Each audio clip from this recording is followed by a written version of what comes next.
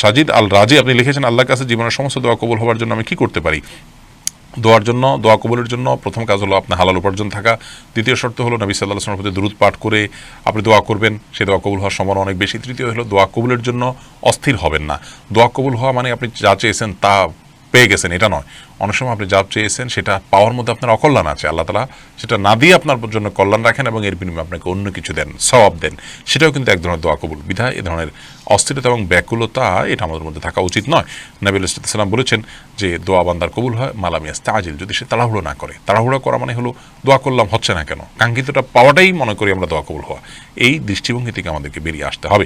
এমনি জসিমউদ্দিন লিখেছেন, বিয়ে করার সময় মেয়ে আমিন বলেনি কিন্তু তার সংসার করতেছে, তার সংসার করা বৈধ হবে কিনা?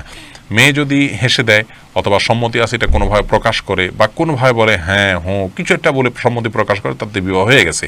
আমিন বলতে হবে এমন কোনো বাধ্যবাধকতা নেই। কবুল বললো বা আমি রাজি আছি বা হেসে দিল বা তার বিয়ের ব্যবস্থা গ্রহণ করা চলছে, সে সব কিছু জানে, সে বাধা দেয় নাই, মানে তার আচরণ দ্বারা সে সম্মতি প্রকাশ করেছে, তাতে বিবাহ হয়ে যাবে।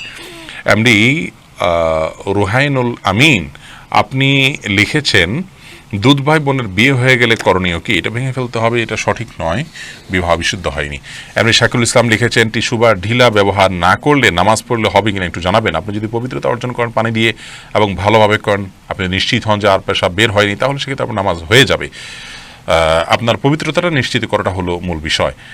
এমদাদুল হক আপনি লিখেছেন, পিতা যদি হারামভাবে ইনকাম করো, ইনকাম কি পরিহার অন্যদের জন্য হারাম হবে? যার নিজস্ব ইনকাম করার সুযোগ আছে তিনি তার উপার্জন নির্ভর করবেন, হারাম উপার্জনের উপর নির্ভর করবেন না। যদি অন্য কোনো উপার্জন না থাকে তাহলে সেক্ষেত্রে বিকল্প হিসাবে ছোট শিশু আছে, নিরুপায় আছে, তা আপনি আপনার জন্য এটা জায়েজ হবে। সুজন আপনি লিখেছেন, স্ত্রী বেসরকারি এমপিওভুক্ত মাদ্রাসা চাকরি করতে চায়, বাধা দিলে সংসারে অশান্তি সৃষ্টি করছে, করণীয় সম্পর্কে জানতে চাই। ভাই সুজন, স্ত্রীকে বোঝাতে হবে, কোনো ভালো আলেম দিয়ে তাকে দিনী চেতনা তার ভিতরে তৈরি করতে হবে এবং তাকে হাত খরচ দিতে হবে, তার প্রয়োজন মেটানোর চেষ্টা করতে হবে, এটা করা উচিত।